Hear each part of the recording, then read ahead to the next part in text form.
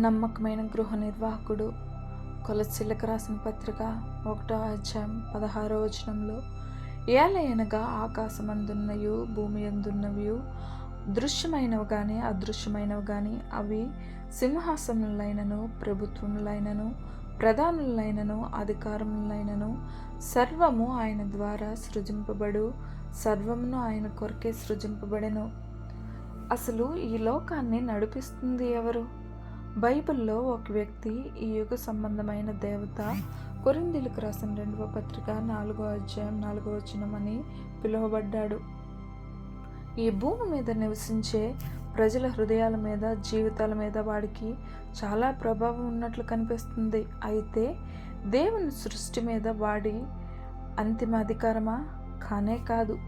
ఏదోని తోటలో ఆదాము అవ్వలను వాడు భయంకరంగా మోసం చేశాడని, ఆ మోసమే వాడు మన జీవితాలపై ప్రభావం చూపడానికి ద్వారాలు తెరిచిందని మనకు పదే పదే గుర్తు చేయబడుతుంది.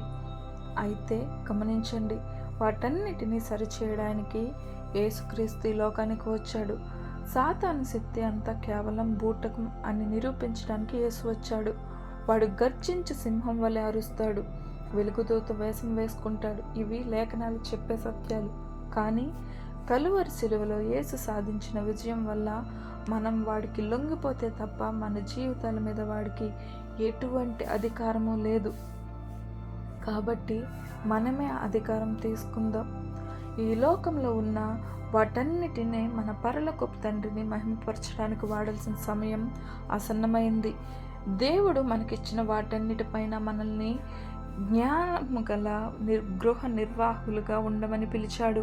మన చేతుల్లో లేదా మన ఆధీనంలో ఉన్న దేనినైనా సరే మనం దేవుని మహిమ కోసం వాడకపోతే అది లోక దేవత సాతాను కంట్రోల్లోనే ఉండిపోతుంది. ఒక భర్తగా, తండ్రిగా, పొరుగువాడిగా మరియు స్నేహితుడిగా దేవుడు నాకు అప్పగించిన బాధ్యతలు నేను గుర్తించాలి. నా క్రియల్లో, నా ప్రవర్తనలో నేను దైవభక్తిని, జ్ఞానాన్ని చూపించాలి.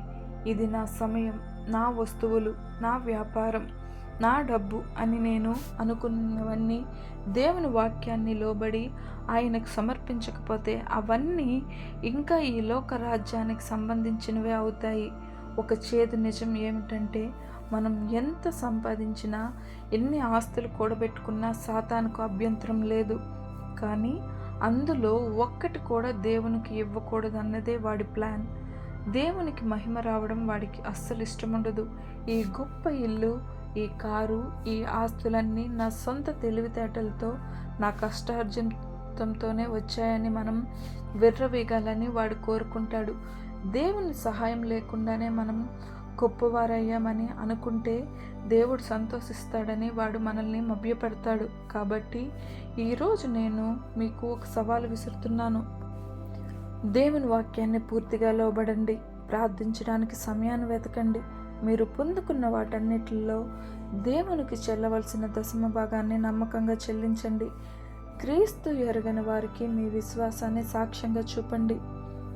మనుషులకు దేవునికి అవిధేయులుగా ఉన్నంత కాలమే సాతాను ఈ లోకానికి దేవుడుగా ఉంటాడు.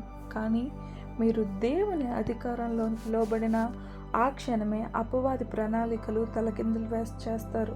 కాబట్టి మన పూర్ణ హృదయంతో దేవుని బట్టి సంతోషపెట్టే ప్రజలుగా జీవిద్దాం. ఆమేన్.